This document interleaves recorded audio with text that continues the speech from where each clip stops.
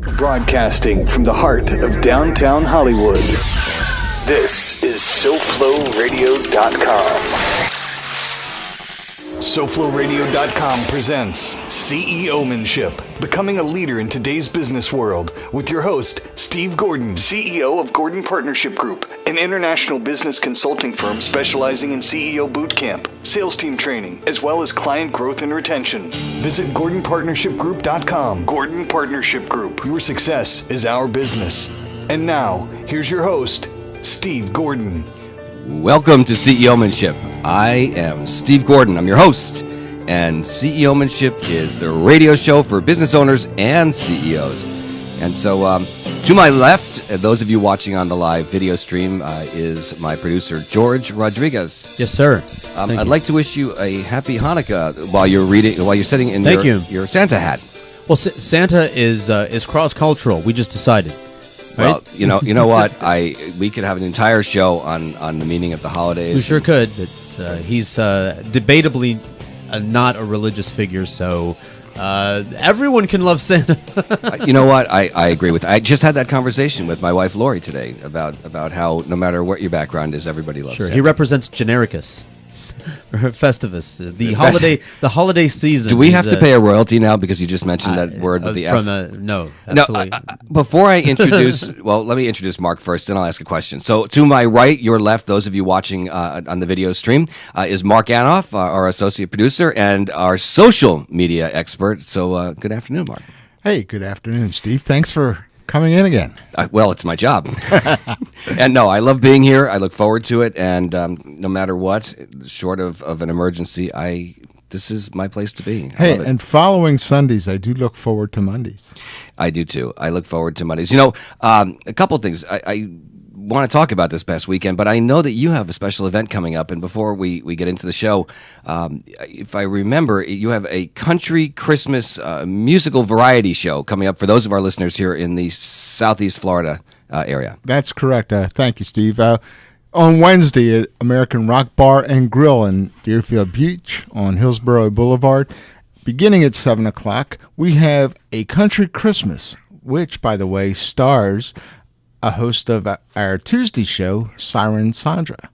Well, and if somebody wanted to attend this event, how can they get tickets? Well, now they can come up to the event and buy tickets at the door at 1600 Hillsborough at American Rock Bar. We'll have tickets on sale, only $10 each, and a portion of all the proceeds goes to the National Down Syndrome Society. That's really great. Yes. Thank you for doing that. You put that together? I put that together along with Siren Sandra. Well, thank you goes out to the two of them and of course to you. So we appreciate that. And please, for those of you who live within, say, a 60-minute to maybe 2-hour drive, it would be an event I am sure well worth coming the down. drive. And again, a portion of your ticket price goes to a really good charity. So thank you for putting that together. You're welcome. Thank you for mentioning it, George. Steve. I see something with a bow on it in front of me, and sure, I think of you often. Well, thank you. Yeah. Let me tell our audience that's listening that the bow is not on either George or Mark. It's on a little. It's on a can of coffee, and I think of you often, certainly, but I think of your wife more often because she's way prettier than you. And she mentioned that she liked hazelnut.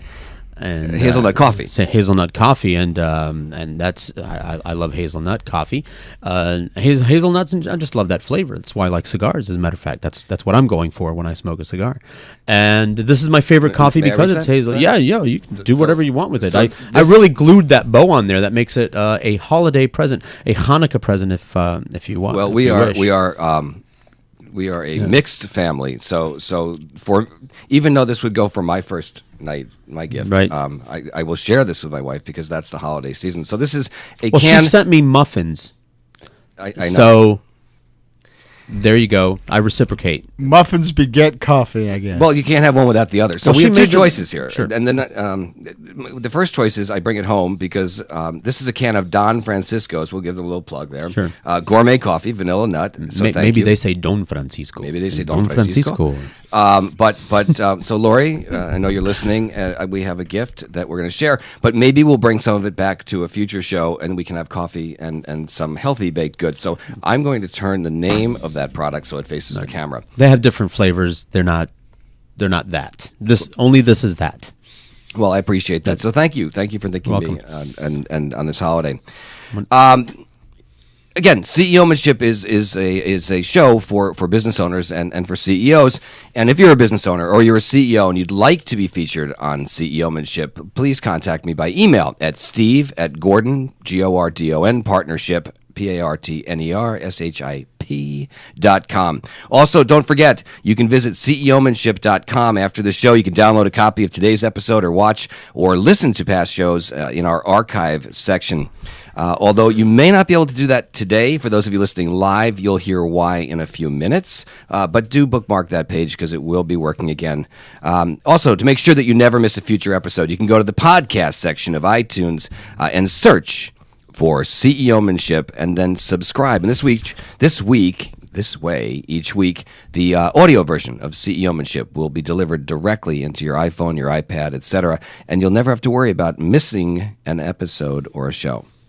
Love it when it's automatic. I do too. You know what? I am all about making things easier, right? Again, I like to listen to podcasts because, you can do it at your leisure. You can do it when you feel like it. I sometimes listen on the airplane. As you know, I'm on planes all the time. And sometimes I just do it when I'm riding my bicycle or working out, etc. The other thing we want to make sure that everybody knows is that we get requests after every single show, either by email or through a contact button on our website from owners of businesses, from upper management, wanting to know how they can hire the Gordon Partnership Group or someone from our organization to come work with their team.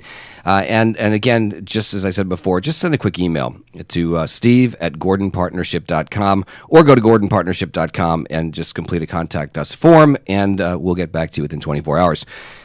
Facebook, Gordon Partnership. Twitter, it's follow Steve Gord. There's no O-N on Twitter, not enough letters allowed. On Instagram, Gordon Partnership. LinkedIn, please search for Steve Gordon and Gordon Partnership. And again, on the iTunes podcast library, it's CEOmanship, and our website is gordonpartnership.com. So today's show, as in last week, is brought to us by the really smart people at smarthomeownersprogram.org. I'm not going to ask either one of you because I've asked you both before. I'll just explain how the program works. It's really simple.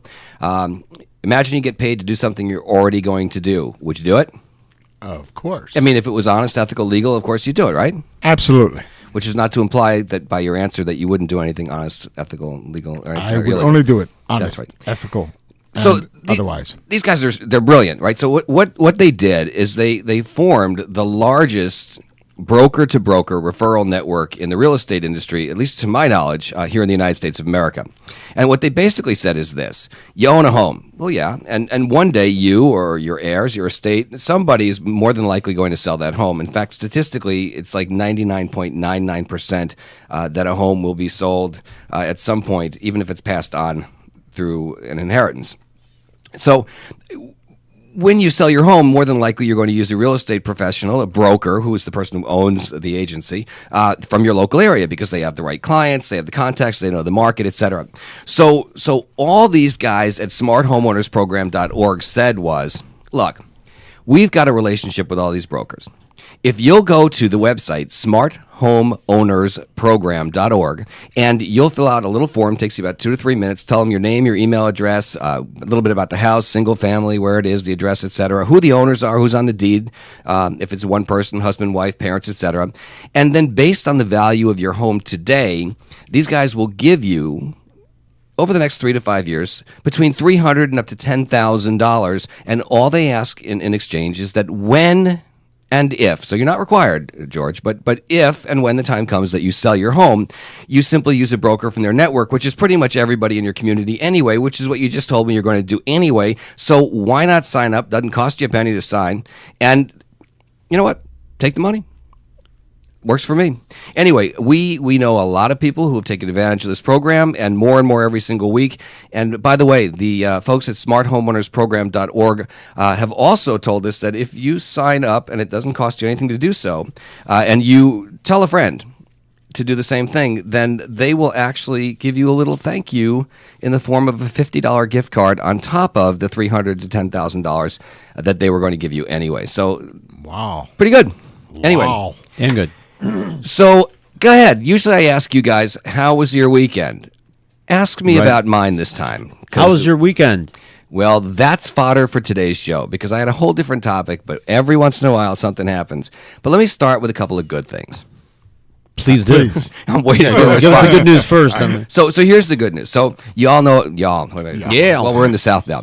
So you know that I play ice hockey. I've been playing since I'm 4 years old, and I'm in this league. I mentioned earlier in previous shows that when I came down here to Florida, I assumed that the hockey would be at best mediocre because who plays? It's barely ice. I mean, the closest I knew there was to ice was in my freezer. But there's actually a lot of very good ice hockey here because there are a lot of retired professional players who come down here because what I've discovered is after all those years of living in places like Moose Jaw, Saskatchewan, and Moncton up in Canada, Right next to Medicine Hat.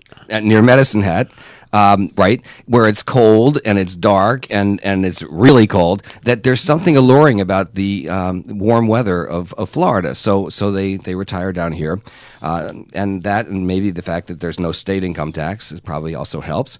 So last night, my team, which is sponsored by, I'm going to throw a plug because they sponsor my hockey team, by Tito's Vodka. The nice folks at Tito's pay for our team to play in this league. Good stuff. Tito's it's an up and coming Austin, brand, Texas. Yeah, man. And I've heard excellent things about the owner, who I'd love, by the way, to have as a guest on this show in case anybody knows Tito. But with that said, I line up, which is the term for standing, getting ready for the game to start, like a tip-off in basketball. So I'm standing there, and I look across the ice, and I see a very big gentleman. Well, I'm not sure I would say gentleman, but a big guy. Actually, he was a gentleman. And as I watched him skate through pretty much everybody, I said to one of the guys on my team, I said, "Who is that?" And he said, "Oh, that's Ryan Sittler," who I then realized Ryan Sittler is the son of Daryl Sittler, who was an NHL Hall of Famer. Not to take anything away from Ryan, who was the #1 draft pick for the Philadelphia Flyers. Is that a hockey team? That's a hockey team in Philadelphia, in Pennsylvania, in 1992. And he was the #7 draft pick overall. And yeah, no, I'm following this. I was just looking to make sure you weren't trying to give me a signal there or something. So No, I was wiping chapstick off my lips then. okay, well, it's Cold. So it was interesting. Needless to say, it was not what I would consider to be lightweight hockey last night. Steve, you're only like 5'6", if that tall. This guy had to be 6'2", 6'3". How do you play against somebody like that? I kicked his butt. Anyway, let's move on to the show. You know what? This is what happens. I get out there and everyone goes, "Oh, he's we're gonna just kind of watch this guy." And you know what? On the ice, I'm affectionately known as Gordo, not because of my girth, but because it's short for my last name. And Gordo puts the puck in the net because everybody kind of says, "Ooh, he can't do much because he's not 6'4". But I'm tenacious, just like in business, and that's a perfect way for us to move into our show today. Let's talk a little bit about tenacity, but more importantly, I want to talk about something else that happened this weekend, and something that has me so enraged that it changed the tenor and the topic of this entire show.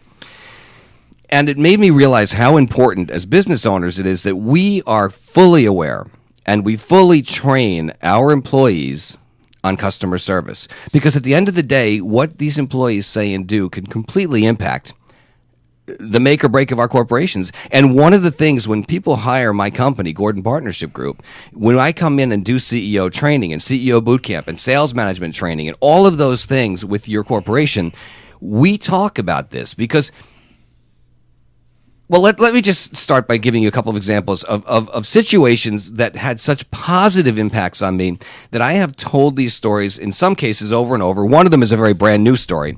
And let me tell you the brand new story first. So I am sitting in talking to a neighbor of mine this weekend, and a car pulls in, a station wagon, a very nice brand of station wagon, I might add, and down rolls the window, and it's a husband and wife in the car. And I knew they were husband and wife because I've actually seen them before, but not in this community. And the gentleman says to me, "Hi, my name is Steve. This is my wife, Kathy, and we're your new neighbors." Well, it was Steve Ducey, who is from Fox and Friends. Okay. And I thought to myself, here's somebody who could have easily been arrogant, or could have easily been pompous, or could have easily just ignored and just driven to his new home, but instead chose to roll down his window and introduce himself as a new neighbor. And we actually had a nice little conversation for just a few seconds. They had a Christmas tree in the back of their car, and I'm not going to tell you where this was, to protect the Ducey's privacy, but I will say, no attitude, 100% genuine, totally gracious. And then about an hour later, I was still out front talking to a friend of mine in that community, and Steve drives by again, slows down, waves and smiles, and then drives out of the neighborhood. And that has totally, I liked the show to begin with, and I watch it a lot, but to have that kind of impact and to be someone to be so kind and so gracious, who could have easily not been, totally ingratiated me to him as an individual and to his show, and his wife Kathy Garrity, who is also very, very famous, was just as pleasant. So there's an example of how an individual, because even though Steve Ducey is his own person, he represents Fox and Friends and Fox News Channel as a brand. And had he been pompous, and I'm not saying he was, obviously wasn't, it could have easily done the opposite, and I could have said, wow, and not wanted to watch that show anymore. So here's another story that I've told over and over again. This is kind of a fun story.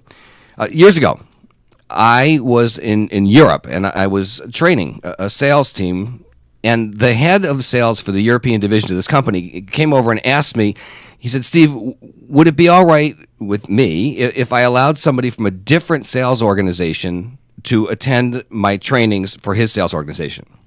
In other words, would I train someone knowing that I had absolutely zero financial reward for my time in any way? And I said, absolutely. I'm here. I'm training the others, and of course, please invite this other individual to my trainings anytime, whenever I'm here. If this person who's kind of like an orphan in their sales organization, they needed help, and there was nobody in this community that could help them, I said, look, I'm here. I'm doing it anyway. Please, just tell them they're always invited. They don't even need to ask. Don't feel bad, whatever. So later on, George, I learned that this person that came to the trainings used to work directly for Donny Osmond, as in like Donny and Marie. Yeah, no, not the other Donny Osmond, the congressman. Just kidding. Right. No, this was the Donny and Marie Donny. And so while they were living in the United States, they worked directly for Donny. And then after moving over to the United Kingdom, this person still worked with Donny, but in a completely different capacity. And I'm guessing that at some point I said during a conversation, wow, it would be really fun to meet Donny Osmond. Yeah. And that was probably where I left it, just one time, and that was it. Or maybe I said I'd like to see Donny in concert. I don't know. Anyway, about a year later, I'm sitting in my office back then in New York, and I see an 801 area code coming up on my caller ID, which is Utah. Know it well. Yeah, okay. So then you may know that the Osmonds are from Utah.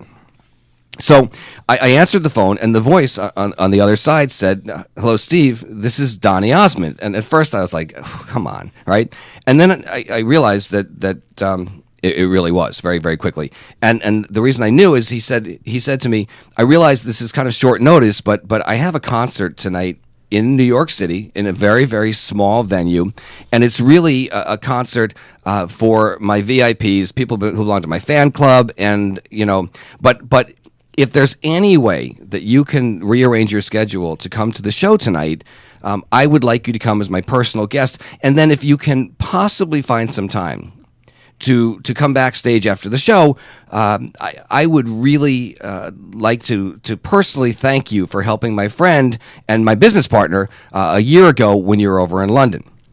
So when we get to, so fast forward, it's the nighttime, it's kind of snowing a little bit, and I drive into New York City, into this small little venue, and it's more like a club, so there's tables, and I get to the front door, and I'm there with my children, and we were immediately escorted to this great table, And after the show, there was an announcement. And to all the VIPs' dismay, over the PA system, the audience was told that they're very, very sorry, but due to the fact that it's been snowing, and as I mentioned earlier in this conversation, it had started snowing earlier, they said that Donnie had to cancel his meet and greet with his VIPs so that he can get on the road to the next show before the storm really, really hits.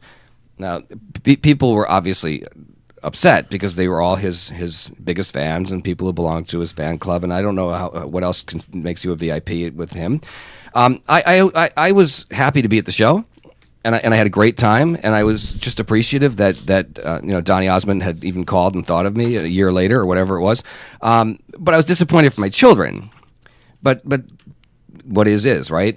Anyway, within a couple of minutes of that announcement, if not less, Donnie's agent walks up to my table and said, "Steve, if you could please just wait a few minutes. If you're not in a rush to get out of here to beat the snow yourself, Donnie would like to still meet you and talk to you before he gets on the road, but we kind of got to wait till the crowd leaves."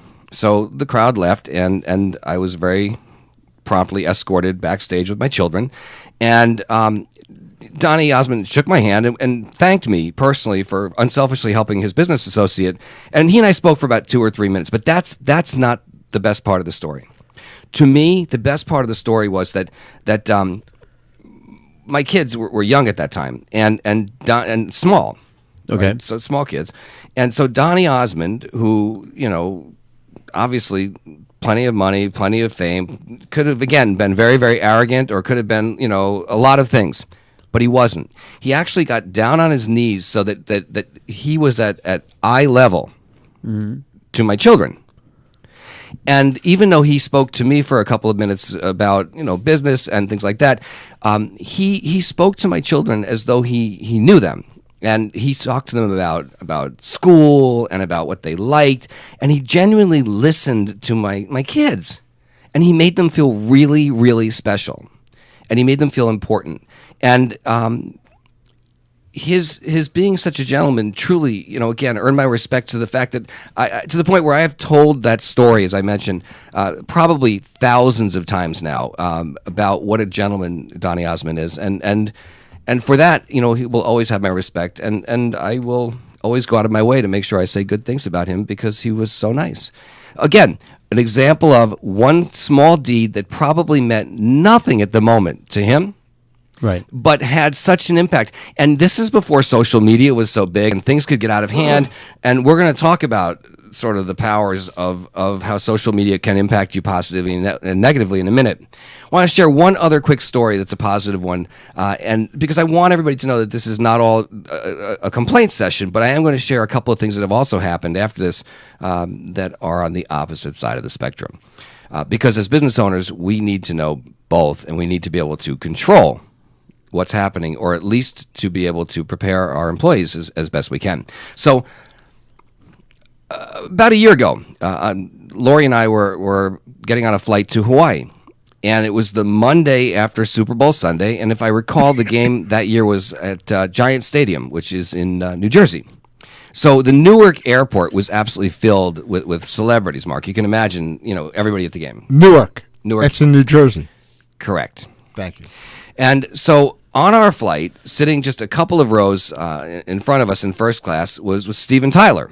So I go from Donny Osmond, from the Osmonds and Donnie and Marie, to Steven Tyler, of course, from Aerosmith.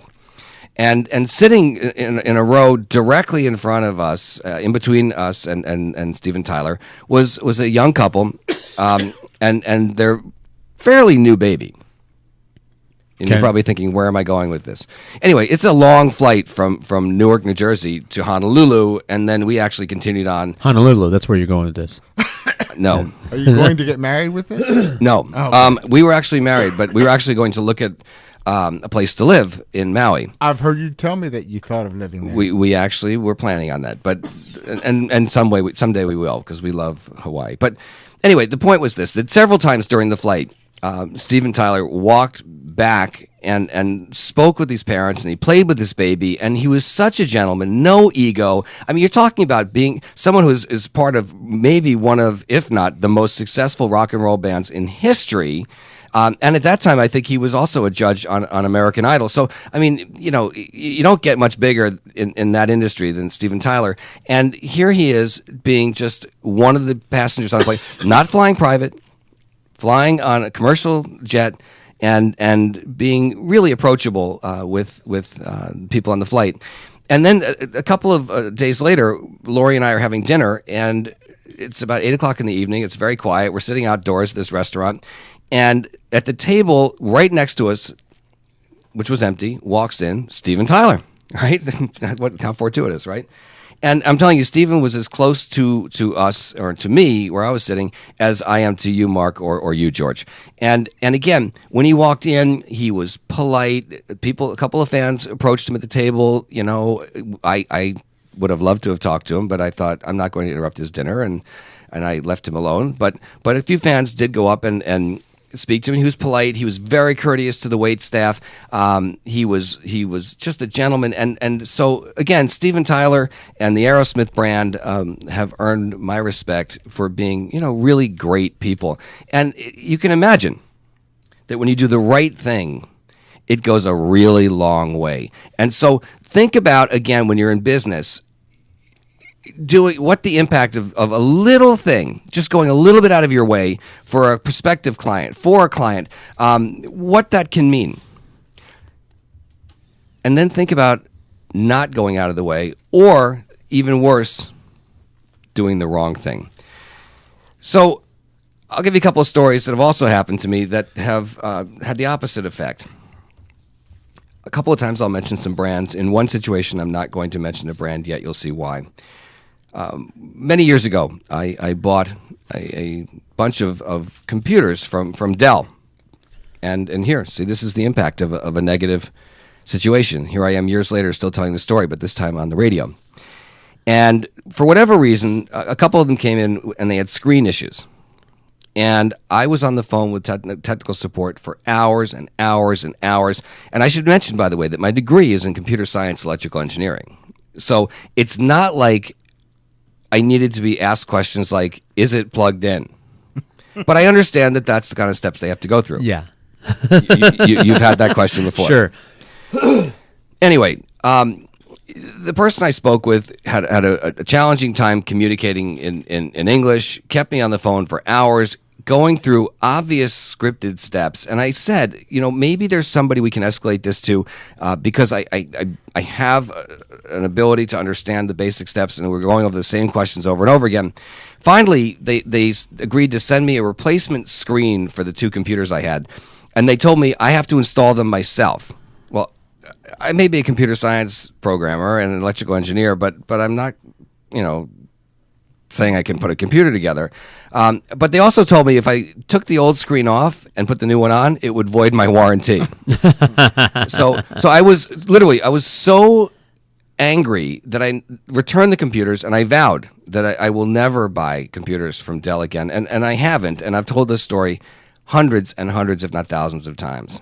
I want to share just a couple more quick stories here and talk about the impact. So recently, I met with a mortgage broker, all right, and seemed like a really nice guy. In fact, this guy, Lori and I even invited him to our home. We had him for dinner, and when things changed with the property and we no longer needed the service, not just his service, but any mortgage broker service at that time, he got nasty. He started texting really personal stuff. He started to make some really inappropriate comments. And here's the thing. It turns out I didn't need his service at that moment. Right. And it turns out that he didn't really know. I mean, like, think about it this way. What if I was in the process of trying to change my career or become a real estate investor and need a mortgage broker over and over and over again? Or what if, you know, I had a friend who was looking to invest in property, but he totally disrespected me, and he took a business transaction and he made it personal. And not only lost my respect, but I vowed I'll never do business with this individual again. And he really had Lori and myself, the two of us, really he was confused because we thought, what a nice guy, but his true colors came out when we changed the deal, so to say. Here's the other thing. With social media and with the fact that, I have over 20,000 followers on Twitter, over 5,000 Facebook fans, radio show, attend at least 3 networking events every single week. Mark, you know that because you and I have met at several of them. That's correct. You can't do that. Folks, if you're listening to this show, you have got to take the emotion out of business. Business is business, and I say this when I train people all the time. Decisions or business decisions, but any decision, made and based on emotion are terrible decisions. Take the emotion out of business, put it in a box for a little while, and make business business. And this guy, I'm telling you, he didn't lose millions from me, but I know a lot of people. And I'm just one person. And all of you listening out there, you know a lot of people. And if you're CEOs or business owners or upper management, you're a salesperson, you're all connected. You all travel in certain circles. And you're the people everybody wants to do business with because you have the money. Right? Right. Yes.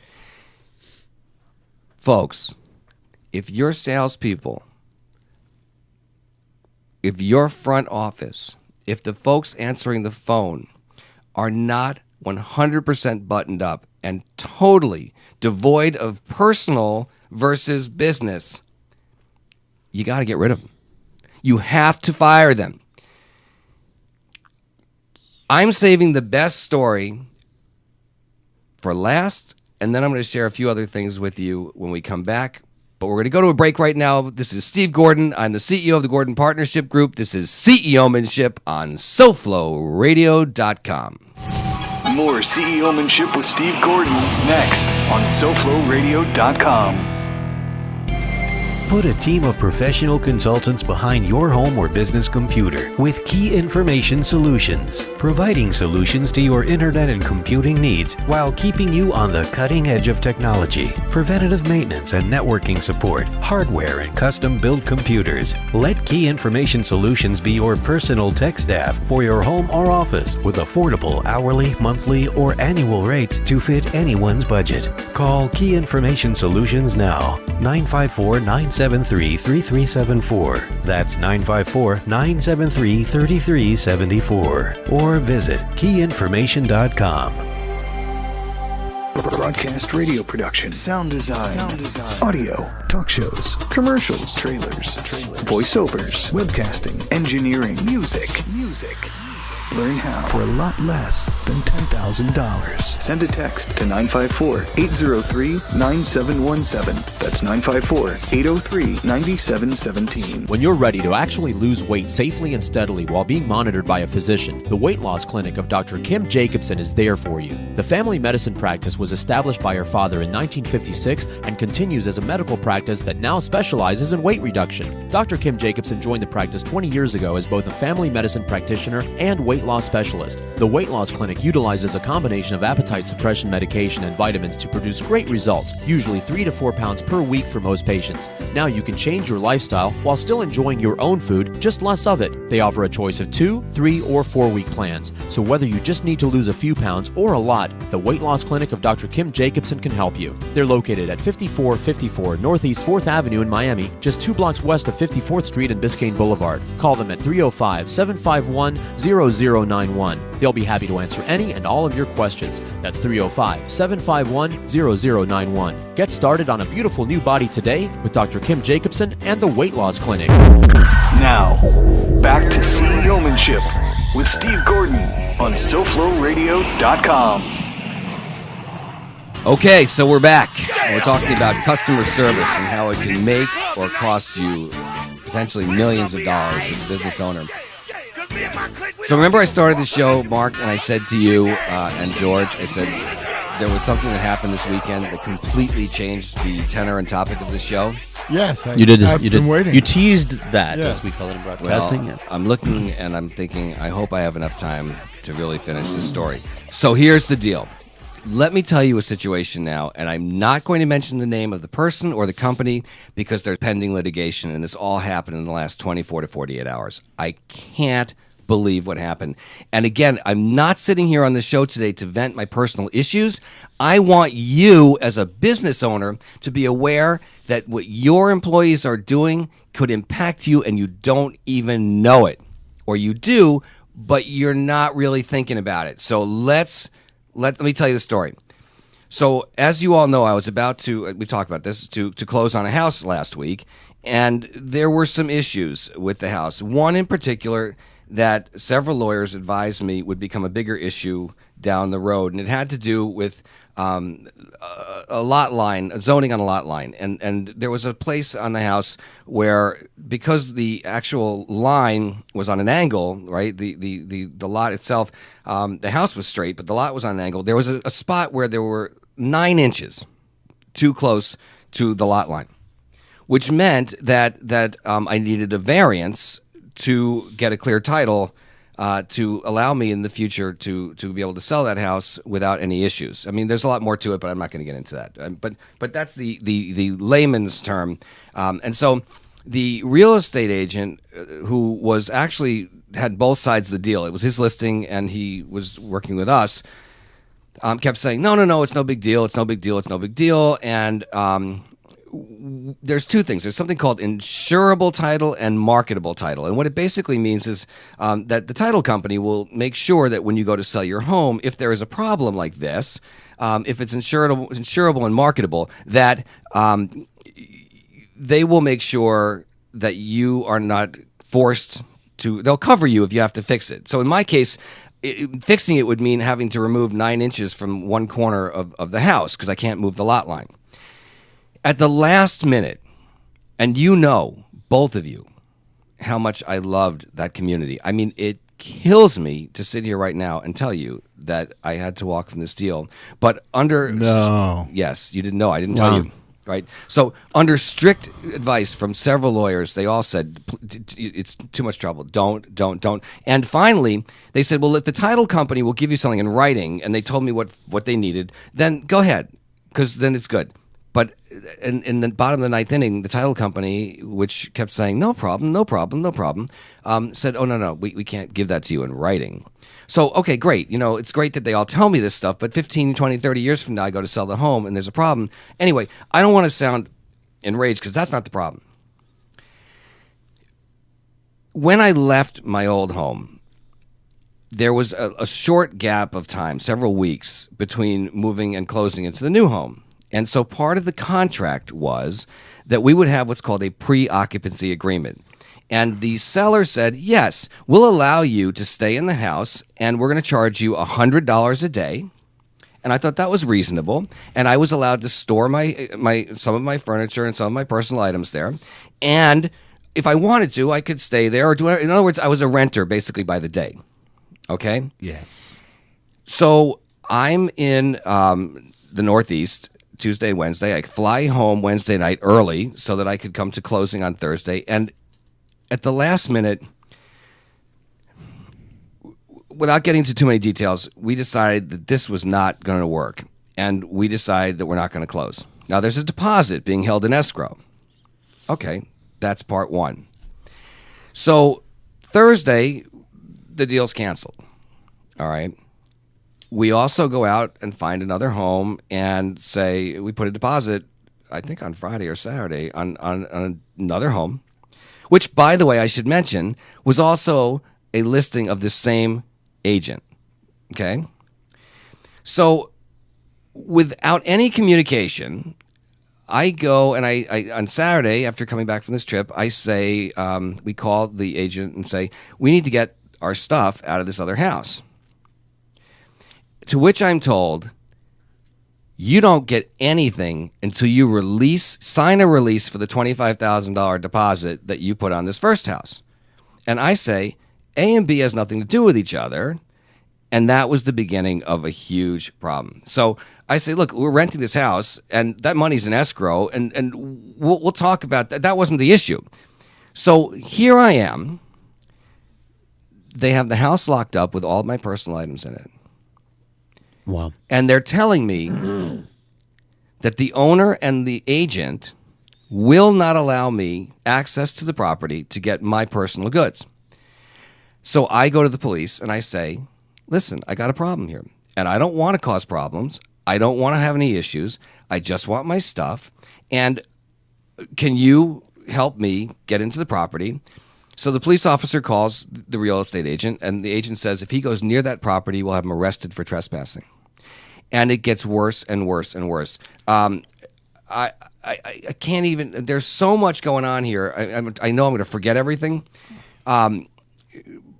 But meanwhile, you know, he it was like he was a jilted lover. Like he lost this deal at the bottom of the night. It's like the guy whose wife says right before the wedding, I don't want to get married. I don't feel good. And he goes ballistic, right? So it gets even worse. No. Oh no, yeah, it gets worse. Wow. Okay, so now I'm trying very, very hard to sort of play like right down the middle, right? I'm trying not to get emotional, right? Remember I said to you, don't let emotions guide your business decisions, correct? So now I'm heeding my own words. Meanwhile, the agent and Lori are going back and forth by email. That, by the way, very important part here. What's important about that? Ladies and gentlemen, know how to use technology. If you have an iPhone, if you have an iPad, if you have some kind of digital device, George is looking at his right now, Mark's got his iPad, you had best learn how to use this, and I'm going to tell you how it's going to come to help us in a huge way. Number one, all the emails that went back and forth between Lori and this agent, where he is saying, you're not getting your stuff, and I don't care, and calling her names, and I mean, it got really bad. And then says, basically under duress, says, well, if you'll sign the release for the deposit, then I'll give you access to the house, and that's it. So now I've spent from 9 in the morning till 4 in the afternoon at the police station, the local police station, sitting there with the police officer, totally calm, not losing my cool because there's nothing to gain. Right? At one point, there are some discussions going on, and I'm texting back and forth with my wife. And she's telling me by text what's going on through some of these emails back and forth. And so that's part two about technology. It's also important to not only know how to communicate through your technology and use it adeptly, but also it's critical to have a partner on your side that you truly trust. In this case, my partner is my wife, but she also is my business partner and is a partner in the purchase of this home. So finally, under duress, because I said to Lori, look, we're going on a business trip. We're leaving tomorrow. I don't trust to leave our things here. That's my personal feeling. I don't want to leave our things in this house if we have to leave Florida and come back 5 days later or however many days later it is, so that I don't know what's going to happen. And there were some very important personal documents, some jewelry, papers, and things of both personal value and sentimental value. So I say, I'm not going to leave the police station until we get this resolved. And the agent, because the broker owns the agency, and the broker has no clue this is going on to the best of my knowledge. So the agent is going, you want your stuff? Sign a release. Sign over the money for the deposit that's in escrow back to the homeowner. Now, again, nobody had talked about that, and I'm renting the property, and nobody had communicated with me. You guys following this on the radio and TV? Talk about communication. Nobody contacted me to say, listen, the fact that the contract has now been canceled means that your day-to-day rent has been canceled. See, if this guy had just picked up the phone, and if he had just said, Mark, Steve, Lori, because the contract is canceled, I'm going to pick a period together with you. Let's pick a period today with a 6-hour window even. And I will meet you at the house, and I will be there. And if you want to bring somebody else with you, you can bring someone too to make sure. And I would bring someone to make sure there's no damage or anything. And I will allow you a short window, but you must remove your items in this window. But that never happened. This guy took it upon himself as an employee of a very, very successful real estate company here in Florida, a company that I am sure will be mortified when they find out,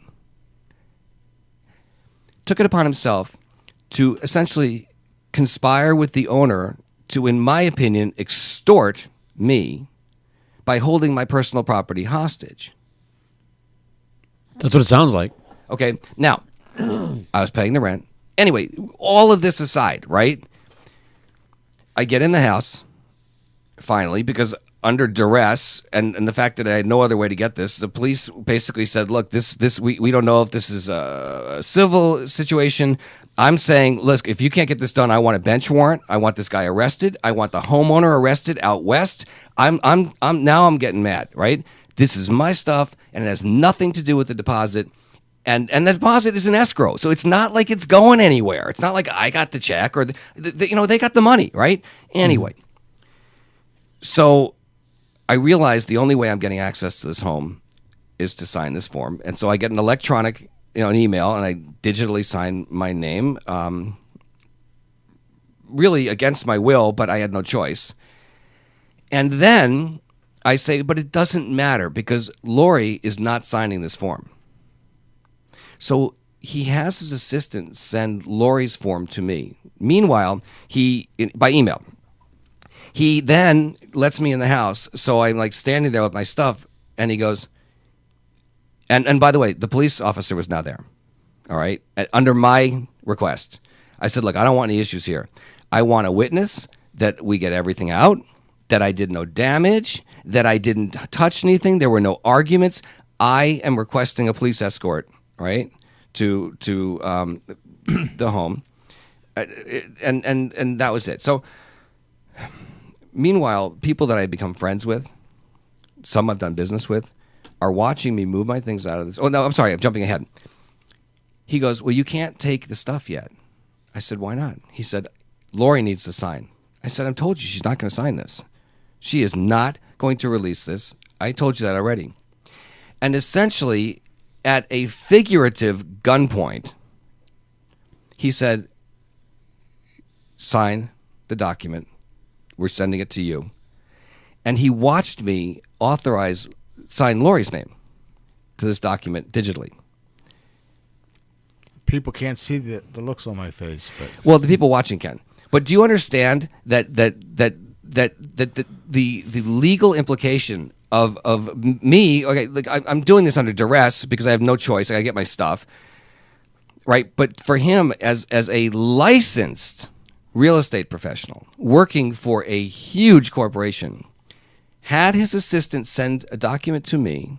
I heard them on speakerphone. I spoke to her and said, I didn't get whatever, didn't arrive or whatever. And he watched me authorize something that he then took as a legitimately signed contract, right? correct. So very, very quickly, I got my things out of that house and put it in storage. And I think, okay, so this morning at 9 o'clock, I'm at my lawyer's office with a stack of a trail, a paper trail, of every email, all the text messages, the whole history of what happened, the payments, everything. This is a big deal.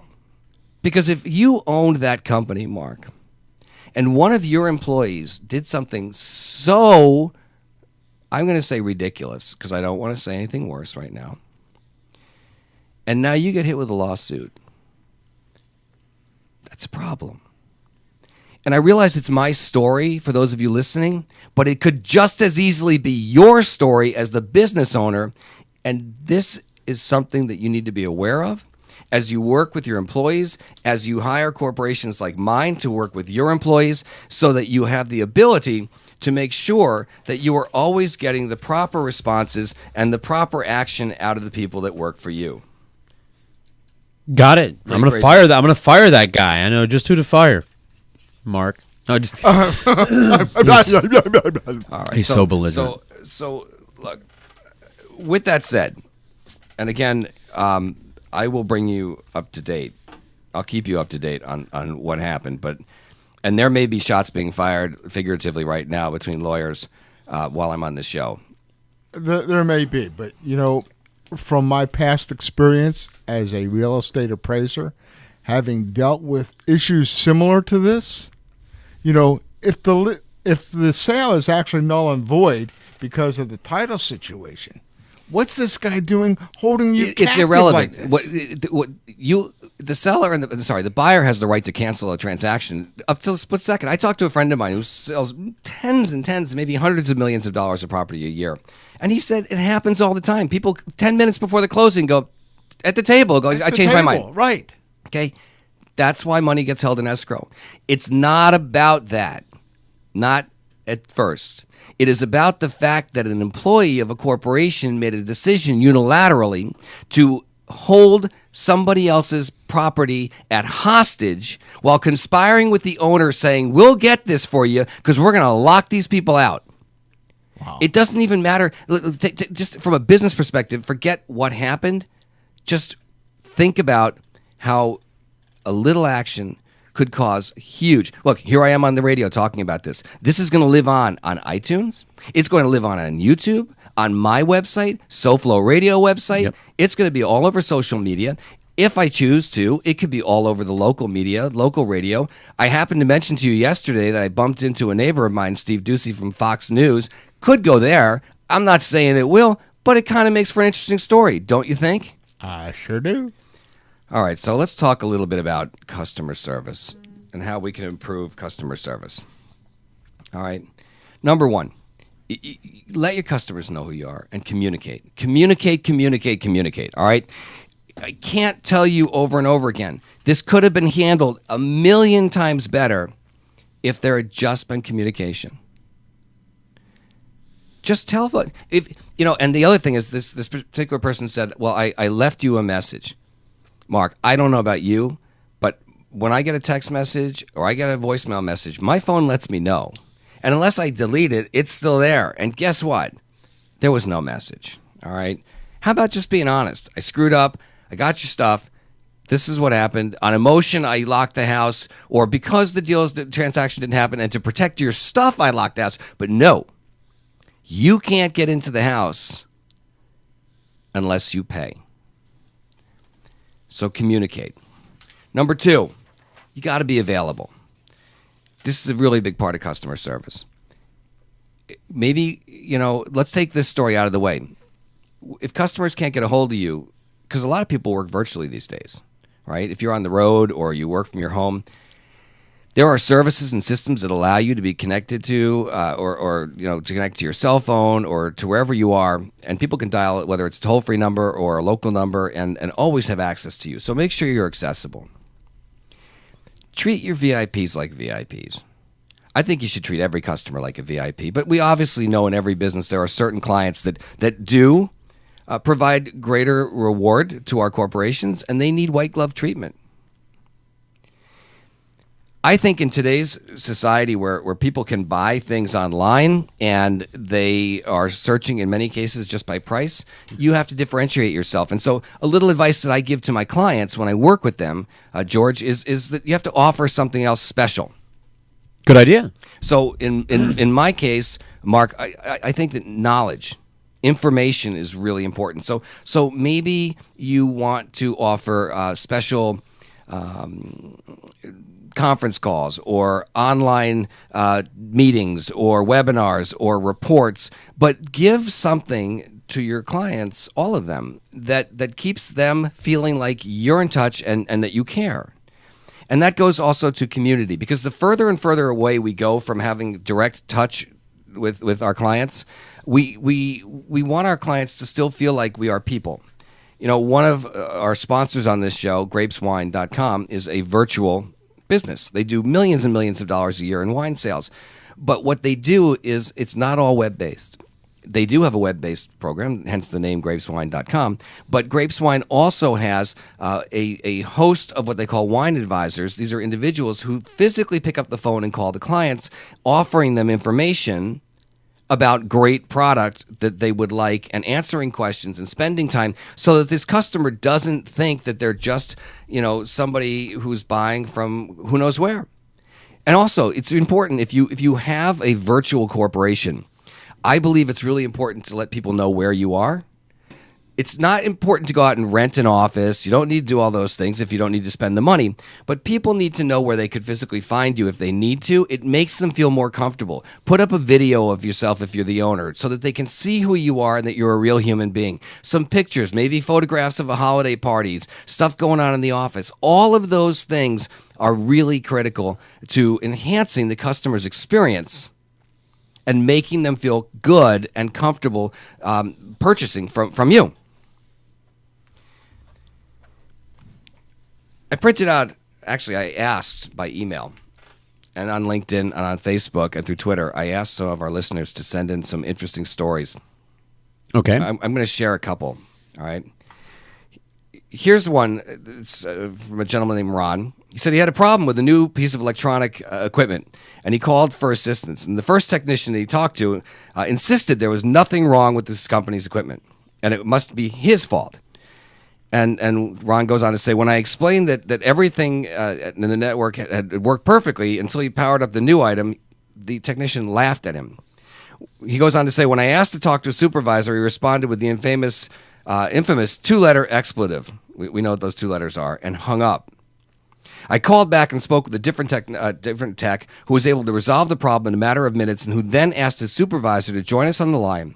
When I told the supervisor of my early experience, she asked me to give her 1 day so she could resolve the problem. She called back in less than 15 minutes to explain that she and the call center manager had reviewed the tape of the call, fired the original technician, and promoted the second one to a customer service training position.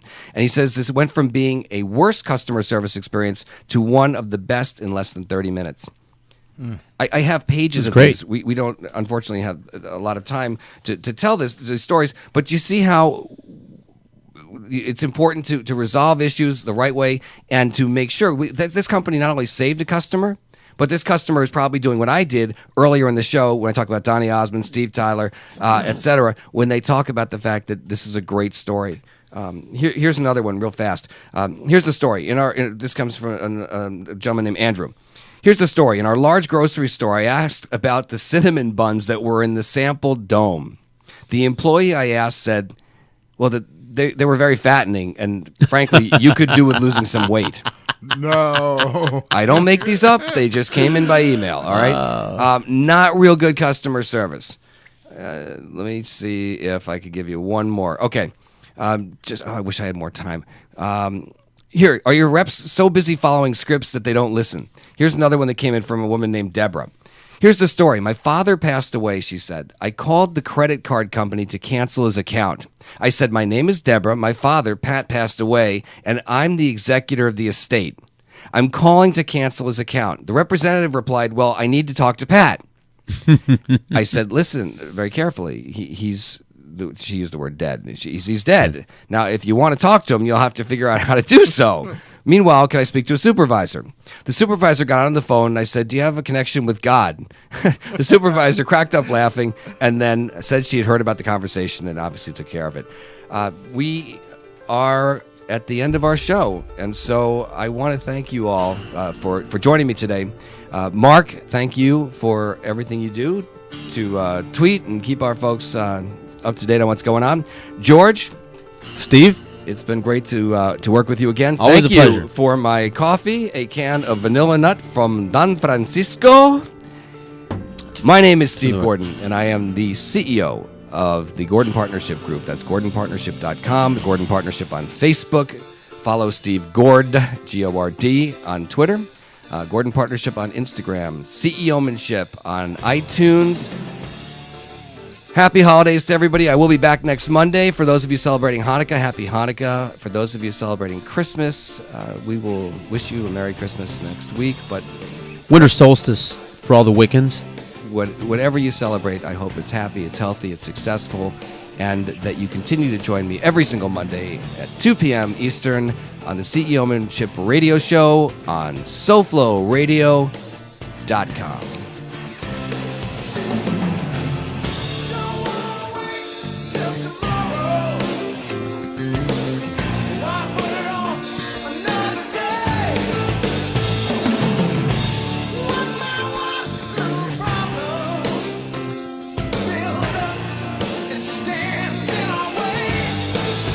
SoFloRadio.com, and SoFloTelevision.com.